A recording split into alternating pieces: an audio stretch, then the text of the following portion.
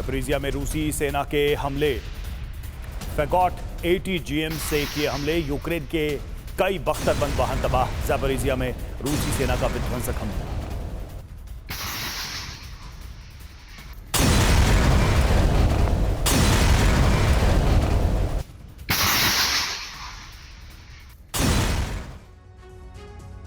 रूस और अमेरिका में तनाव बहुत बढ़ गया है। यह तनाव किसी भी वक्त तीसरे विश्व युद्ध की वजह बन सकता है। अमेरिका उस वक्त चिंता में आ गया जब रूस ने उसे न्यूक्लियर बेड़ा भेजकर घेर लिया। रूस ने न सिर्फ अमेरिका से 105 किलोमीटर दूर एटमी अभ्यास किया, बल्कि क्यूबा में अपने न्यूक्लियर बेड़े की तैनाती भी कर दी। रक्षा विशेषज्ञ आशंका जता रहे हैं कि पुतिन का यह कदम तीसरे विश्व युद्ध का ट्रिगर पॉइंट बन सकता है।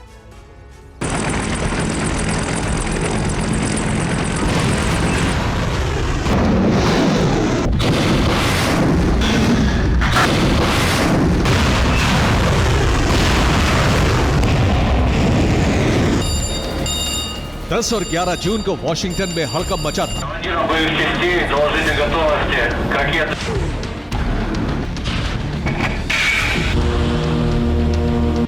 48 घंटे तक सुपर पावर अमेरिका की सांसें फूली हुई थी।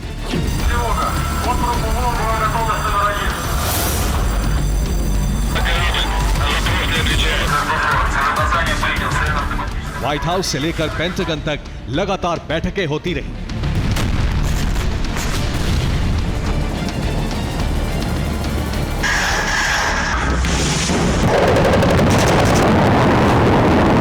अमेरिका की इस परेशानी की वजह थी अमेरिका के पास रूसी नौसेना का परमाणु युद्धाभ्यास।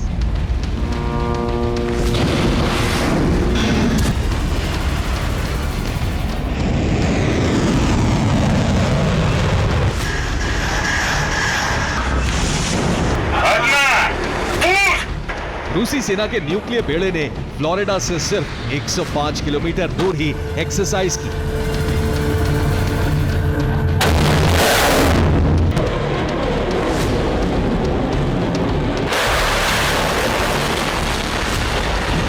रूसी बेड़े में Yasen M class submarine Kazan और फ्रिगेट एडमिरल गोर्चकॉफ शामिल थे।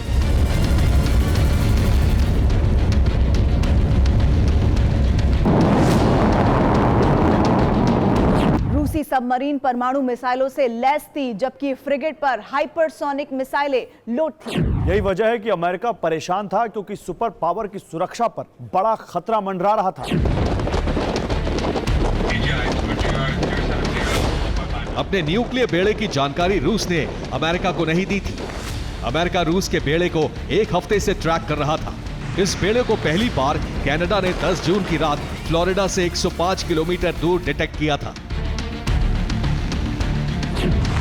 इसके बाद से अमेरिका रूस के इस बेड़े को डिटेक्ट नहीं कर पाया। यही वजह है कि अमेरिका में पैनिक था।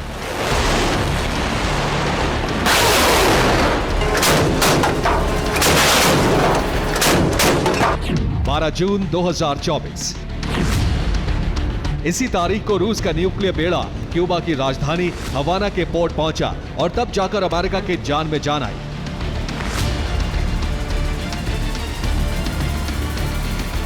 अमेरिका ने जब इस तस्वीर को देखा तब उसने राहत की सांस ली। हवाना पोर्ट पर रूस के बेड़े का जोरदार स्वागत किया गया।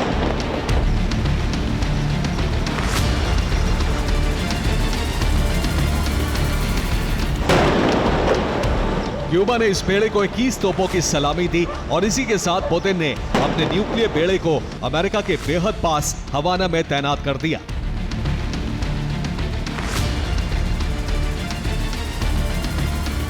रूस ने इस तैनाती के साथ अमेरिका की अब तक की सबसे बड़ी घेराबंदी कर दी है।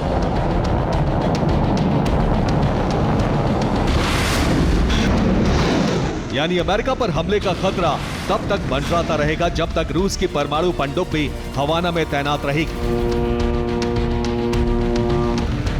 लेकिन 10 और 11 जून को जब अमेरिका को रूसी बेड़े की जानकारी नहीं मिली तो अमेरिका में किस तरह हड़कंप मच गया था, सबसे पहले इसे जानना जरूरी है।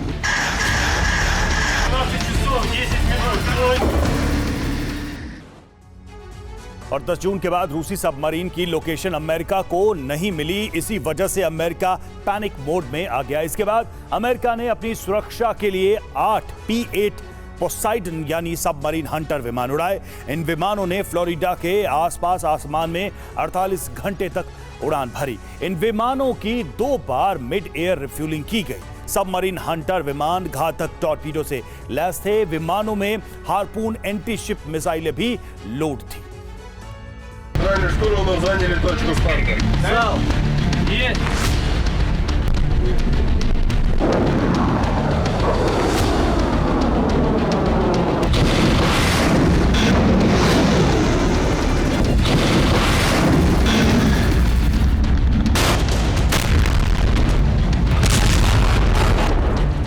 सवाल यही है कि आखिर अमेरिका रूस के न्यूक्लियर बेड़े से परेशान क्यों था? अमेरिका पर किस तरह का खतरा मंडरा रहा था?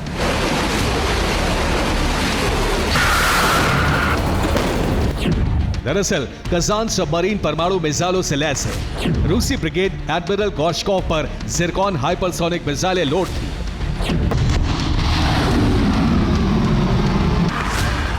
जिरकॉन मिसाइल के हमले को रोकने वाले एयर डिफेंस सिस्टम अमेरिका के पास नहीं है। यही वजह है कि 48 घंटे तक दुनिया के सबसे शक्तिशाली देश की सांसें फूलती रही। फिलहाल अमेरिका पर यह खतरा तो टल गया, लेकिन क्यूबा में रूस की तैनाती से अमेरिका और रूस में तनाव बहुत बढ़ गया है। पुतिन ने कहा है कि अमेरिका का इलाज उसी के तौर तरीके से किया जा रहा है।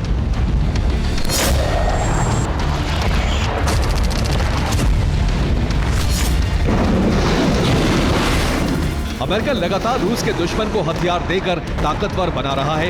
लिहाजा रूस ने भी अमेरिका के दुश्मन क्यूबा में तैनाती कर दी है। अमेरिका के खिलाफ रूस की इस तैनाती के बाद रूस की मीडिया में अमेरिका पर परमाणु हमले को लेकर चर्चा होनी शुरू हो गई। रूस में एक तरफ अमेरिका पर परमाणु हमले की मांग जोर पकड़ रही है, तो दूसरी तरफ रूस अमेरिका को युद्ध का दोषी बताकर हमले का अवसर तलाश रहा है।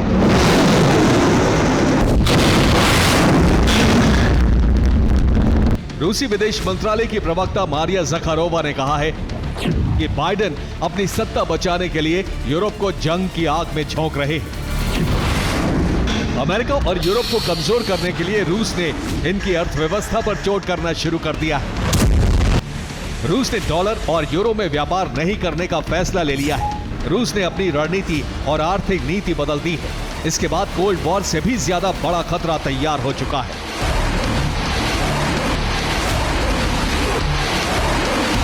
Bureau report, TV9, Bharatvarsh.